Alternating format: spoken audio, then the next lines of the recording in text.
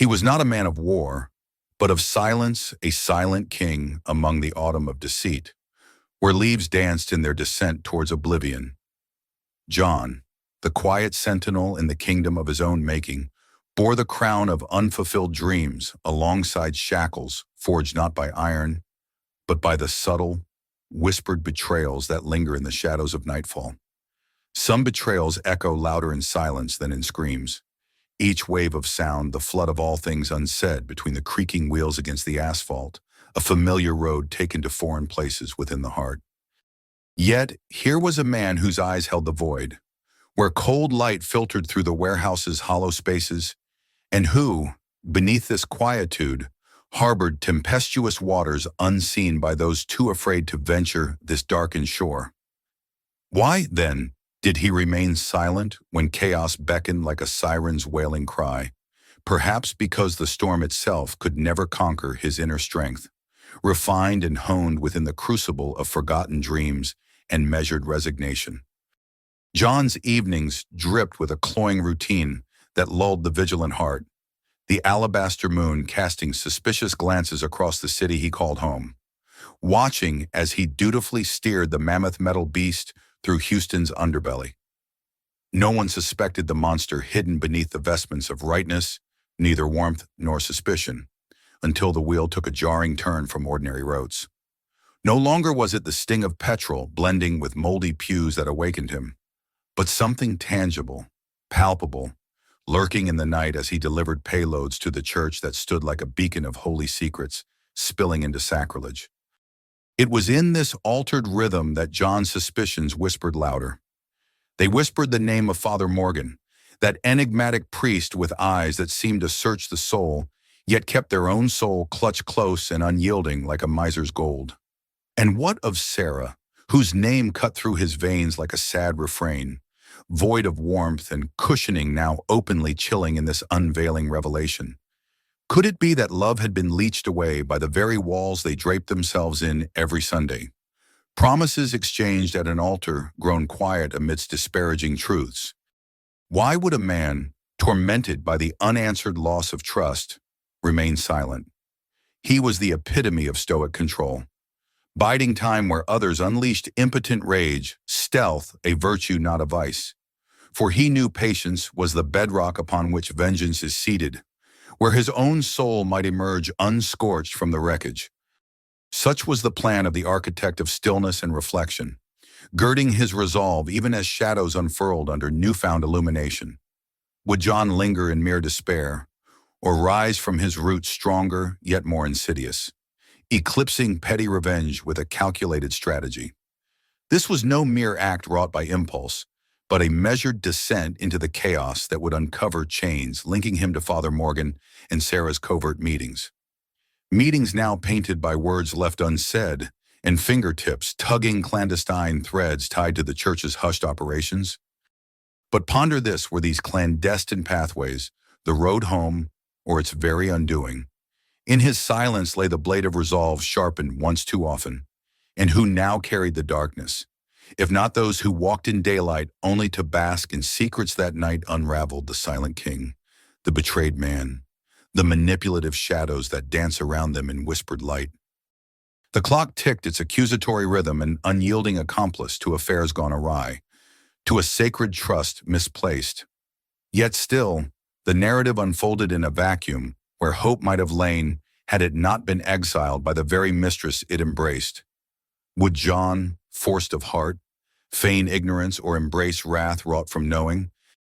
His path wasn't vengeance but strategy, a canvas stained to deeper red where betrayal thought itself clever. No, silence was not surrender. It was strategy. Each calculated move made with the precision of an orchestral conductor poised before the grand crescendo, power exhaled with the command of wind over reed. Would the unexamined dark within John awaken a light yet unseen, a ghost ruptured from its comforting dissonance to dance upon the heart of betrayals undone? And there he stood, unreadable, waiting, as if the very breath of midnight was the herald of his return. As he stood on the precipice of deceit, John wove together the strands of despair until they became an intricate tapestry of revelation. The betrayal was not a lone act. It was a symphony played out over years, each note a clandestine affair, a hidden transaction, a whispered confession. Sarah, his wife, the woman who had vowed fidelity, now stood entwined with Father Morgan, the charismatic figure masked by piety yet tainted by greed. Their illicit enterprise sprawled beneath the veneer of churchly duties, a smuggling operation that preyed upon trust and virtue like wolves disguised in lamb's skin. John's discovery came not as a storm, but as a stifling fog enveloping his life, obscuring clear vision with its murky depths. At first, the affair's realization washed over him, despair soaking every corner of his heart. But anguish rippled in anger, forging a resolve as steadfast as steel. The notion of reconciliation with Sarah curdled, leaving only ambition and the raw, cold drive for revenge. Not a rash combustion of fury, but a deliberate, calculating dance across chessboards where each piece held choices shaped by their darkest potentials. The footsteps of vengeance carried him across familiar landscapes, now laden with secrets adorned by the unseen hands of betrayal. From clandestine meetings in backrooms to whispered exchanges wrapped in cloaks of divinity, John's plan was to unravel their veneer, exposing them under the glaring light of justice. Armed with a quiet fury and relentless determination, he began to sift through the tangled depths of their illegal network. It was a matrix of deceit veiled in holiness, promising purity while hiding corruption. As John dug deeper, each revelation was an arrow piercing the armor of deceit crafted by Sarah and Morgan, an accusation that branded them beneath the weight of their own contrivance. And so it was that their plans became threads pulled loose by John's inexorable pursuit. His steps, shrouded in a strategic silence, moved methodically toward dismantling the empire they had built on lies and lust. A confrontation was inevitable, a collision between love's facade and the hard truth of resolve. The climax balanced on the knife's edge of justice, poised to sever the ties that bound innocence to deceit. Imagine, for a moment, being pushed onto the high wire without the assurance of steady footing. John, who once knew only the simple rhythm of daily life, now walked that perilous path with unerring determination. Revenge was not an emotional outburst but a calculated route. It was an echo of fate sanding away the behavioral scripts his erstwhile logic dictated, leaving behind a resolute trajectory lined with the skin of manipulation. John knew the community a facade crafted to appear pristine, yet colored by the shadows it harbored. This revelation was his lantern, guiding him to justice as he unearthed the illusions buried under layers varnished by their sin. Soon, their artful deceits would unravel like a spool in unskilled hands. Through each step, John's rustling righteousness morphed into the crescendo of finality's embrace. He stood set to upend the machinations that Sarah and Morgan now consigned to memory's betrayal, once thought clever. Each move was a glare of foreboding, a testament to John's metamorphosis from the passive victim they presumed into today's avenging arbiter. A confrontation so orchestrated would demand only the bravest of hearts, a battle waged not on grounds of outrage alone, but under the banner of strategic resonance. Here faith, fickle in nature until now, found rebirth amidst ruined vows and deceptive orchestrations. For John, Sarah's infidelity wasn't just an act of betrayal, but a catalyst igniting a journey bound by justice.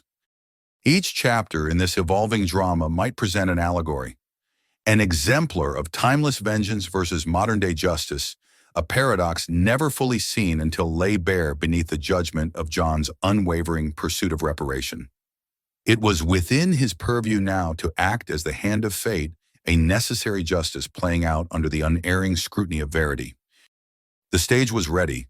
The tale of personal redemption through vengeance awaited disclosure. An emotional crescendo loomed, a reckoning built upon whispered meetings, now erupting in defiant cries from shadows heralding their dismantling. In a world molded by betrayal, John's story crafted its dark narrative, a reconciliation of fate with truth on an eternal canvas. In the dim glow of the dawning day, John surveyed the battleground he had meticulously prepared. Accountability loomed on the horizon like the ominous clouds of a gathering storm. Beneath a facade of normalcy, John's machinations churned, each cog in the machine of justice primed for action. Yet this confrontation was not merely a retribution. It was a narrative of calculated revelation, and he stood at its helm, orchestrating the ballet of deception with precision. His plan, a labyrinthine network of stratagems, had roots that penetrated the sordid depths of deception forged by Sarah and Morgan. John had gathered evidence, not just the shreds of infidelity, but the very fibers of their illicit smuggling scheme. It was a tapestry woven from sinister ventures, and John, with his keen eye and relentless grit, had unraveled the threads. To ensnare them, John leaned on an alliance, a band of old military friends whose loyalty transcended the bonds of time and distance.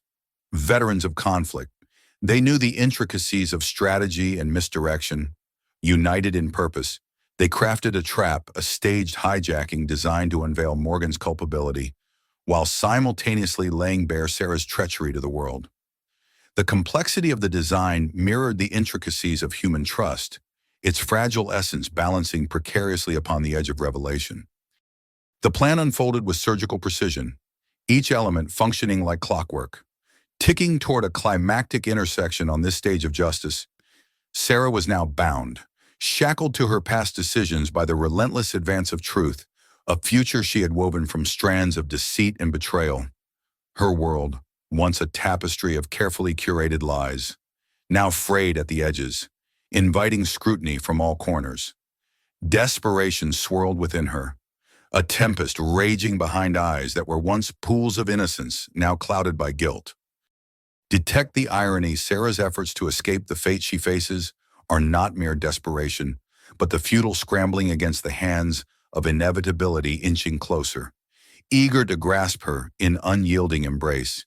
In her attempts to disavow her sins, she finds herself wading ever deeper into the mire of her own making, ensnared by a web spun of both allure and ambition, instilled by the once charismatic Father Morgan. Yet this ardor, the thrill of illicit ventures, now threatens to consume all within its path, devouring innocence alongside guilt. Casting his gaze upon the unfolding chaos, John remained an eternal observer. He watched as his adversaries danced upon marionette strings, unaware of the guiding hand that hand, his own, crafting a narrative of exposure and consequences.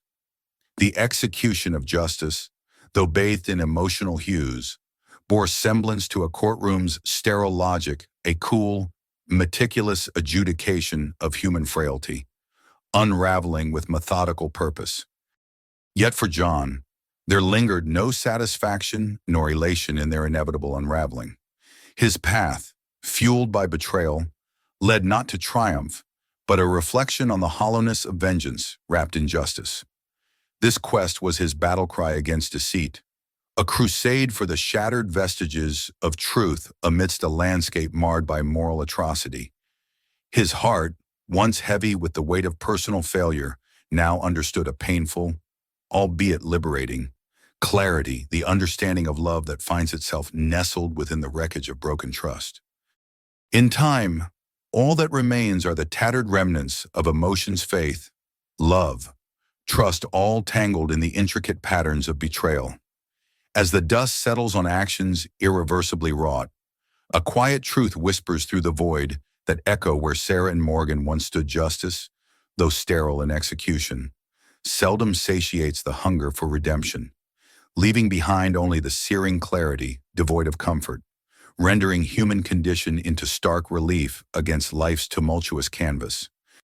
As the dust settles, John finds himself a purveyor of this tale, a chronicler not just of deception, but of the boundless complexities of human relationships marred by plans and plots. Through his relentless pursuit for reparation, a new path emerges, one that binds the narrative to him, the arbiter of fate cascading from choice unto consequence, inviting all to ponder upon the fragile web where truth and deceit finds intertwined existence. Lucas stood at the edge of what remained of their carefully constructed facade, digging through the layers of obfuscation with a persistence that made John's pulse quicken. It wasn't mere curiosity with Lucas, it was precision. The nephew of the priest possessed a sharp mind, undoubtedly sharper than the man he had idolized, though now he seemed determined to dismantle the pedestal Morgan once occupied. John saw it, that spark of relentless tenacity, and it sent an icicle through his resolve. The risks ran higher now. Lucas didn't move through the shadows like a fumbling amateur. He was deliberate, asking questions that veered too close to the realm of discovery, lingering in spaces where no probes were welcome. John realized why, with a pit in his stomach, that the boy was now a variable he hadn't accounted for, one that could upend everything he'd built in his pursuit of carefully curated vengeance. Emma's homecoming coincided with Lucas's growing curiosity, setting every nerve in John's body toward a slow burn. At first, Emma's presence was light a balm against the bruises life had marked him with. She swept into the house with the ease of youth unaffected by the undertow of deception, her laughter carving moments of reprieve in a world that had grown suffocatingly bitter and tense. Yet, the house, its walls steeped in whispers and cracks, too deep to mend, began pressing against her intuitive nature. She wasn't like her mother, with eyes that could gleam with denial in the face of mounting evidence. Emma listened to the air when it shifted, picked apart inconsistencies and subtle hesitations, and let her imagination fill in the gaps dangerously close to the truth. "Dad, why does Mom's coffee mug smell faintly of bourbon?" she asked casually one evening, tipping the balance in a way that made John pause before giving her an answer too vague to satisfy. The flask Sarah had deceptively replaced her faith with had become a signature in her decay. Though John knew better than to acknowledge its significance outright, Emma's questions began piling as days stretched into uneasy silences, testing the frayed edges of John's control. Each query poked deeper into the lies tethered tightly to their family's survival, prompting John to share enough distorted truths to keep her safe without unraveling the delicate structure he'd created. "Things have been tense between your mom and me, sweetheart. A lot has happened that I don't want you caught up in. You just focus on school and finding what makes you happy." "All right." She nodded but didn't drop the subject entirely, leaving John to engineer half-truths that weighed on him more heavily than outright deceit. He didn't want to corrupt her innocence with the grotesque reality that her mother had betrayed their family for a man who delivered sermons laced with hypocritical morality, or to open her eyes to the fact that her father now orchestrated retribution with the clinical precision of a chess master moving pawns across a board of guilt and condemnation. Lucas, however, wasn't so easily placated. He had already begun sifting through Morgan's personal effects, notably after becoming suspicious of a transaction his uncle had framed as beneficent charity. Documents didn't lie like people did, and Lucas discovered discrepancies that painted Morgan less as a misguided spiritual leader and more as a puppet shackled to material greed. Bank transfers, hidden correspondence, and even physical evidence tucked in the back corners of church storage painted a darker picture. It didn't help that Lucas stumbled across whispers of Sarah's involvement photos, a diary entry, and text exchanges that hinted at her dual role as adulterer and accomplice. The nephew was weaving threads John hadn't anticipated anyone pulling, and with each realization Lucas made, the door to exposure creaked open dangerously. John watched him from afar, keenly aware that Lucas's motives weren't rooted in malice, but rather an aching need to unearth the truth. Unlike John, who operated from the wounds of betrayal and the desperation for poetic justice, Lucas's search seemed almost moralistic, as though he felt obliged to unravel the tangled mess his uncle's actions had created. That difference made him unpredictable, someone who might willingly implode the structure of deception entirely, even if it meant toppling John's tenuous control over the narrative. John had already made his decision to shield Emma from the worst revelations, but Lucas complicated that effort. His unwillingness to drop the trail left John feeling cornered, calculating contingencies in the quiet hours of the night, when the weight of his own duplicity wrapped tightly around him. It wasn't simple to dissuade Lucas without raising suspicion, nor could John risk directly confronting him that would only invite questions without answers and accelerate the collapse of his carefully orchestrated plans. He wanted Morgan stripped of his authority, wanted Sarah to stare into the immutable consequences of her betrayal. But he didn't need Emma vulnerable to the aftershocks. And Lucas had no place dismantling John's efforts with principles that seemed noble on the surface, but were reckless underneath. The tension mounted by the day, simmering invisibly beneath the veneer of family dinners and stilted pleasantries. None of this felt stable anymore, not with Lucas's unrelenting curiosity, nor Emma's growing suspicion, pulling at the threads of the narrative John was desperate to preserve. He could feel the consequences pressing against his ribs like a vice, knowing that if Lucas pieced everything together, or worse, if Emma connected the dots, it wouldn't just undo years of deception, it would shatter beyond repair the fragile piece he'd tried so hard to salvage for her sake.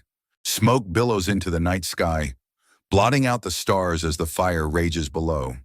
The crackling inferno devours everything in its path, a sinister dance of destruction presided over by the specter of retribution. Wade Mercer, once the master of his domain, stands on the precipice, the flames reflecting the chaos within. Is this the culmination of revenge, a pyre set ablaze by ambition and betrayal, consuming all in its wake? In the throes of the unfolding catastrophe, Wade's plan, a tapestry of deception and precision, begins to unravel with ruthless inevitability.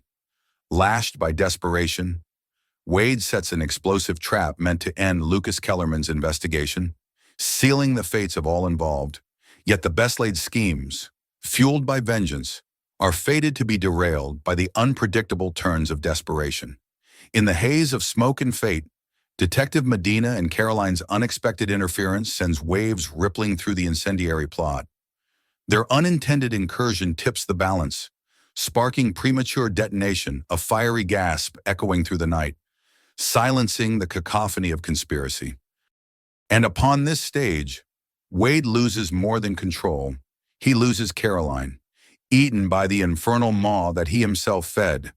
Amidst the roaring inferno, Caroline's presence is consumed, a soul forever tied to the tragedy sculpted by secrets and treachery.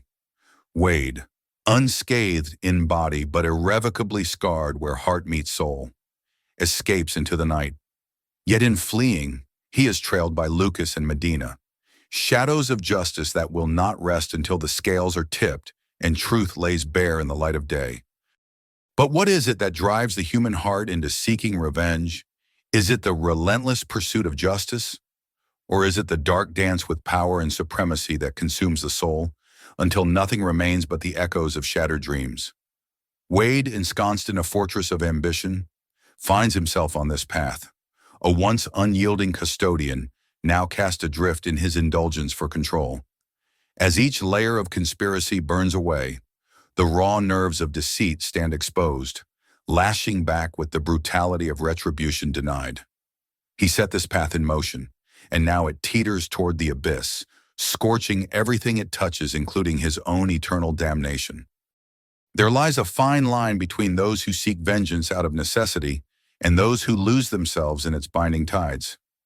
Wade's journey originated in discovery, a realization marked by betrayal, a threat posed by clandestine liaisons whispering against the bond of marriage. Unearthed in secrecy, as disturbing revelations dance into the dim lights of suspicion. Wade's world is shattered. It beckons him to reach forth into the dark recesses of revenge, casting shadows in pursuit of an unattainable justice. Through deception and ultimate manipulation, Wade orchestrated his grand plan, a masterstroke meant to clutch fate and mold destiny. Yet perhaps it was never about the reclamation of trust, nor the resurrection of personal justice. Wade's pursuit, marked by detours and sinister plots, unveils an obsession with unquestioned supremacy, a craving that indeed demands the ultimate price. The flames of consequence burn bright, a testimony to the fruits of ambition, an infernal blaze destined to leave scars upon the victims and the puppeteer alike. As Wade walks away from the flames, a fugitive hunted by his former constructs. He is pursued by shadows in human form Lucas and Medina, fueled not by revenge but duty and the desire for justice unadulterated by manipulation. To tread this path is to face the specter of truth and justice unwavering, implacable forces that will not bend to the whims of human folly. Wade's downfall, marked by destruction and loss, is but a step along the path of justice reclaimed. A tale as ancient as time where ambition meets consequence, and in doing so, opens a theater of ruin, playing in scene after scene with relentless fervor. Wade's future lies ahead, yet it is now bound to the past, a saga etched into the tapestry of consequence and betrayal, where justice strides forth into the dawn, cleansing the night of deception. And as the flames bleed into darkness, heralding the encroaching dawn, Wade travels toward judgment. The figure of Caroline, lost to the inferno, a prior sacrifice on this altar of betrayal, serves as a harsh reminder. Wade must now navigate the relentless currents of fate, a captive to the cycle of justice. A new dawn on the horizon, shaped by the echoes of betrayal and consequence. Amidst the ruins, Wade awaits the inevitable. The trial where truth stands unblinkingly against the visage of vengeance, the fall of a man who dared challenge destiny on the high-stakes altar of revenge and control. The courtroom sat in solemn attentiveness, the air heavy with accumulated judgment and the finality of words spoken aloud. Wade watched from the defendant's stand, his once enigmatic gaze now dulled and hollow, as the layers of his deception were peeled away with surgical precision. The prosecutor, like a maestro conducting an orchestra of damning evidence, left no stone unturned, painting Wade as a man lost to ambition, a Faustian figure whose deal with darkness had come due. The evidence, both overt and covert, unraveled the tapestry of Wade's manipulation, exposing the meticulous but ultimately self-destructive logos of his scheme. Madison sat among the spectators, her presence a testament to the shifting tides of familial allegiance. She had been called upon to testify, and while her words remained respectful, a palpable emotional dissociation hung between them, expressing unspoken grief more profound than betrayal. Madison's testimony sketched not only the crimes, but stark evidence of Wade's moral decay, finalizing his conviction within the court's eyes. Her life, now emerging from shadows, sought a pursuit of meaning beyond the courtroom's confines, a journey toward healing started in separation and cultivated in silence. Those who once swirled around Wade, consumed in his vortex, were now freed, although scarred by his treachery. Lucas, tethered to justice through obligation, watched the proceedings with quiet resolve, his pursuit no longer driven by revenge, but by necessity constrained to honor the spirits of those lost in the chaos. Justice's path had always been rife with sacrifice. Lucas stood unwavering, an embodiment of duty unfettered by personal ambition or vendetta. The trial reached its crescendo, affirming Wade's premeditated descent into ruin, binding him not only to the consequences of his machinations, but also to the folly of believing in impervious control. A sentence of indefinite imprisonment lay ahead, a harrowing descent into solitude, a fitting recompense for his control-craving odyssey.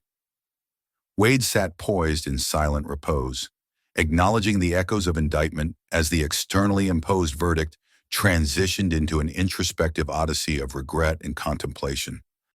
At the end of his empire, built on deceit, lay an empty fortress, silently collapsing beneath the weight of its ignorance, an echo resounding unto itself. Wade no longer wielded power or thought.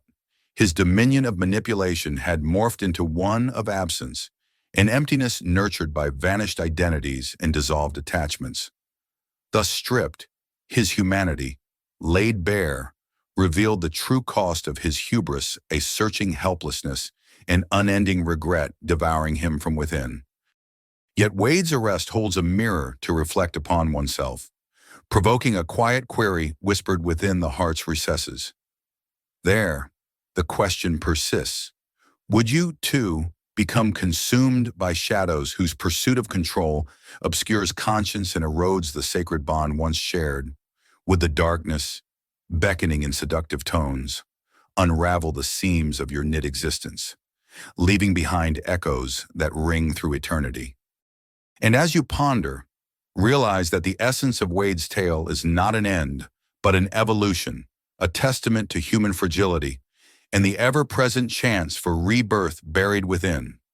A journey scarred by consequence that calls to our better natures, urging transformation born of understanding intrinsic frailties exposed by life's trials.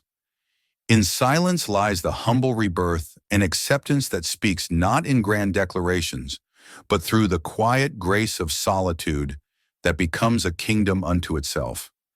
Some endings vanish into silence, sublimely sacred, a culminating confluence untouched by earthly resonance. They give rise to a deeper understanding, a gentle acknowledgement of wounds healed by absence and souls forged in quiet resilience. And the ring on the cold, hard floor lies testament to betrayal, a remnant to be left behind as footsteps trail into the obscurity of introspection. Let the light dancing upon that retreating figure become your guide, a beacon illuminating possible paths, not with certitude, but with opportunities born anew.